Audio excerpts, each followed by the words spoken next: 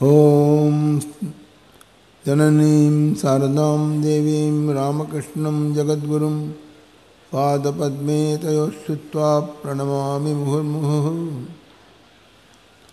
परम पूजनीय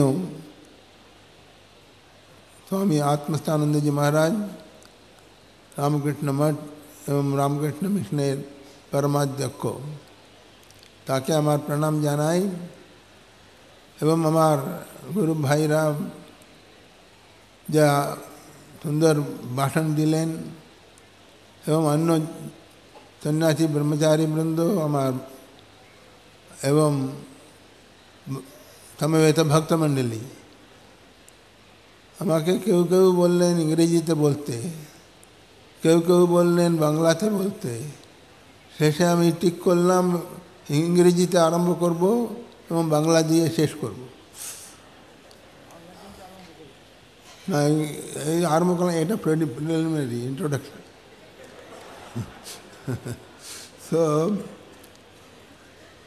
আমরা So we heard some very interesting speeches throwing a light upon various aspects of Bhagavan Sri Ramakrishna's life and teachings. I was reminded of what Swamiji said on his return to India in his Calcutta speech. He says, I would like to read it out to you. If this nation wants to take my word for it, if this nation wants to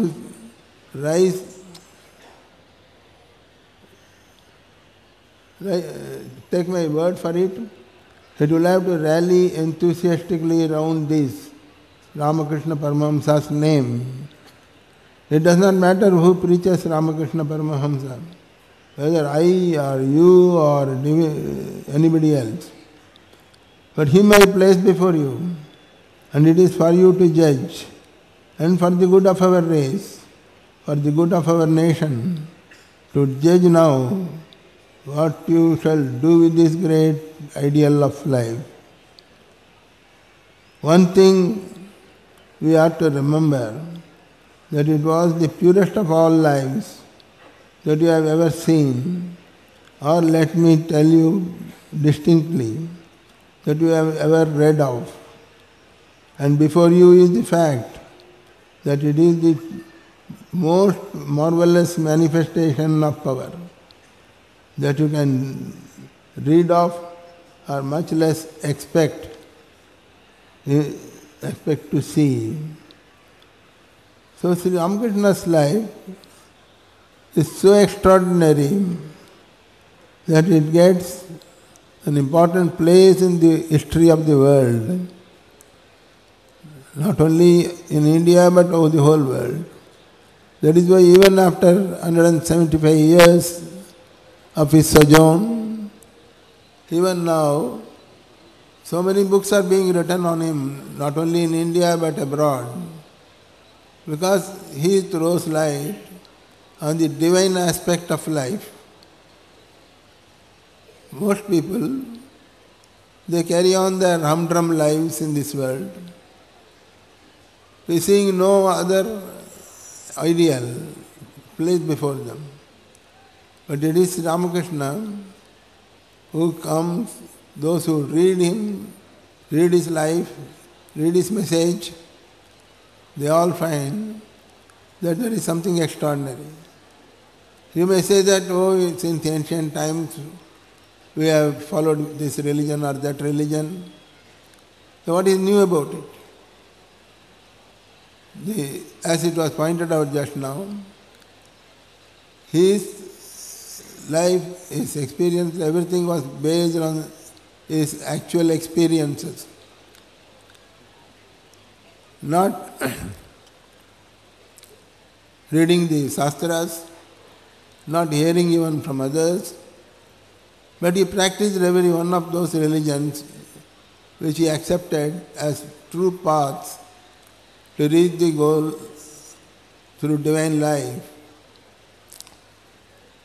Why is it necessary?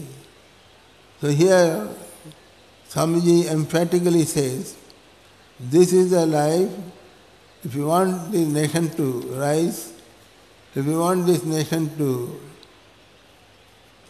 show the path to the rest of the world, then you have to accept him, accept Sri Ramakrishna.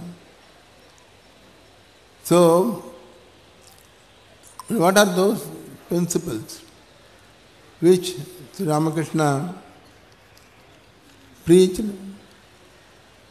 He lived that simple life at Dakshineshwar, but if you carefully analyze his life, you will find there are some special aspects in his life. First of all, I would say that it is rational. Why rational? Because he accepts everything according to his experience, spiritual experience, not simply the words of somebody. That is why when Swamiji as a student went to him and asked him, Sir, what, have you seen God? Earlier he went to various other people and he got only negative answers. But then only place where he got a positive answer was from Sri Ramakrishna. He said, yes, I have seen God and I can show him to you also. So that started a new way of life for Swamiji. For the first time he had heard that God could be seen, and here is a man who has seen God, who has experienced God. It is not seeing through the eyes, it is an experience. Just now it was said that Atman, the Atman, Navare patu kamaya pati priyo bhavati, Atmanastu kamaya pati priyo bhavati. The husband becomes dear to the wife, not because he is the husband, but because there is the Atman. So what is this Atman which you don't see, but you can experience this Atman and know what you yourself are? The basic question comes up, and what we are. Are we the bodies? Are we the mind? Are you the buddhi? Or whatever else it is. So none of these, they are all outer coverings only. The innermost self, what the scriptures call the Atman. This Atma Jnana is the goal of Vedanta. This Atma Jnana is interpreted in various ways according to various paths of religion. So this Ramakrishna had experienced from different points of view, following different paths. This is something entirely new in the modern, in this world, in the world's history. Because, particularly in Europe in the 18th century, the Europeans thought that it is no more necessary to follow any religion. We can throw them overboard. We don't need any God or religion. But even after 100 years, or 200 years, after this kind of thought gained prominence, even after a long time, even today the question is being asked. There was an interesting book by scientists, why God does not go away. So God does not go away because it is true. And the truth shall make you free, as Jesus says. Seek ye the God, Lord, and the truth will make you free. So the free is what is called the moksha, that was quoted just now. The moksha, kapala mochana. That means avatara has the ability, has the power to wipe out the earlier vasanas or karma, but not the current ones. So therefore, the life is, because based on experience, this life is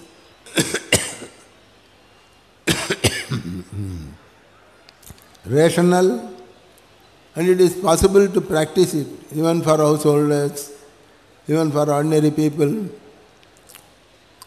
For them also it is possible to practice it.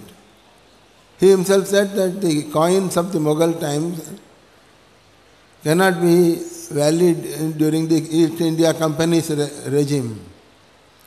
And now we have come further, we are living in independent India, and the coins of that time will not be applicable here, suitable here. Similarly, the various kinds of sadhanas, rituals, homa, etc., which was going on in India for a long time. Sri Ramakrishna said it is not necessary. Because now you take the name of the Lord, sing the glories of the Lord, that is enough. So, for the modern man, he has made the spiritual life very easy. And then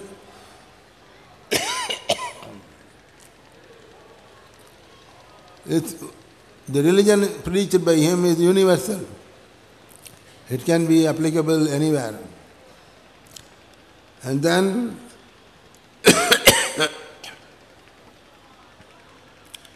this humanistic aspect is there, which is very important for a modern man. Modern people give importance to the humanistic aspect. So very human things are going on also at the other end. But he humanistic. So some of these points I put before you, there is no time to explain, and my throat also is giving trouble. So, Sri Ramakrishna came specially for the modern age.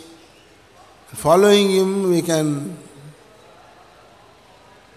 make India great and help the whole world. हमरा বেশি সময় নেই, একটু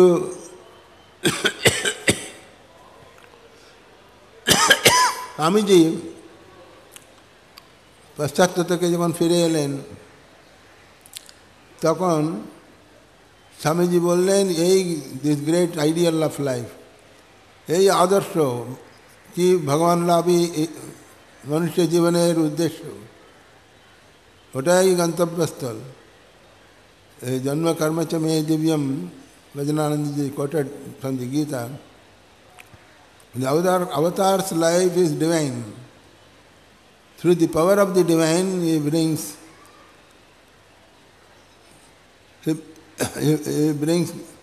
welfare to the whole world. এই জন্য এই জন্ম কর্ম চ মে দিব্যম, এই দিব্য জীবন কাকে জানতে হবে, তার উপদেশগুলোকে গ্রহণ করতে হবে, বলতে গেলে হজম করতে হবে, এবং আমাদের জীবনটাকে ঠিক সেই অনুসারে তৈরি করতে হবে। আর ঠাকুর স্বামীজি তো জানতেন ঠাকুর কেন এসেছেন, সকলে তো ভাবতে পারেনি। এই বলতে গেলে আসি যে যার কোনো পড়াশোনা নেই ইত্যাদি ইত্যাদি, এই দরিদ্র ব্রাহ্মণ কী করে কী করবেন। স্বামীজি সেই জন্য তারা ভাবলো যে সাধারণ জীবন, সাধু জীবন যাপন করলেই যথেষ্ট। স্বামীজি এসে বললেন না, এইসব করতে হবে, ভারতের উন্নতি সাধন করতে হবে, ইত্যাদি ইত্যাদি। প্রথম তার গুরুভাইরাই কেউ আপত্তি করেছিল, এটা তো আমাদের গুরুদেবের নয়, উপদেশ নয়। স্বামীজি বললেন তোমরা কতটুকু জানো ঠাকুরকে। এই জন্য স্বামীজি জানতেন, এই জন্য শিবজ্ঞানে জীবসেবা ঠাকুরের সেই কথাটাকে কার্যকরী করলেন, এখনও করছেন। এখনও এই ধারণাটা চারিদিকে ছড়িয়ে পড়ছে, কোনো একটা জায়গা থেকে ধরে নিয়ে এগিয়ে যাবার চেষ্টা করতে হবে। আর এইসব কারণে আমরা দেখতে পাচ্ছি যে স্বামীজির শ্রী শ্রী ঠাকুরের वाणी श्री श्री तार साधन पद्धति इत्यादि इत्यादि सब किछु आधुनिक मानुषेर जन्य एवं आधुनिक जा जा वैल्यूज ऑफ लाइफ जा जा मूल्यबोध जीवनेर सब श्री श्री ठाकुरेर जीवन থেকেই আমরা পাব কিন্তু সেটার একটা স্পিরিচুয়াল বেসিস আধ্যাত্মিক বুনিয়াদ থাকবে আধ্যাত্মিক একটা ভিত্তি থাকবে সেই ভিত্তিতে দাঁড়িয়ে আমাদেরকে নিজের জীবনে আধ্যাত্মিক পথে এগিয়ে যেতে পারি তার চেষ্টা করতে হবে আর এবারে এই বেলুড় মঠে 175 বছরের যে পরে এখন বেলুড় মঠে দেখছি যখন আরম্ভ হলো বারানগর মঠে কেউ কিছু জানতো না কিছুই ছিল না আজকে এত বড় কনফারেন্স এখানে হচ্ছে এবং অন্য অন্য জায়গায় ভারতবর্ষে দেশেও এই 175তম যে সেলিব্রেশন হচ্ছে চারিদিকে এই করে মানুষের কাছে পৌঁছিয়ে দেওয়া হচ্ছে উৎসবের মাধ্যমে বই টইয়ের মাধ্যমে আর আমরা এই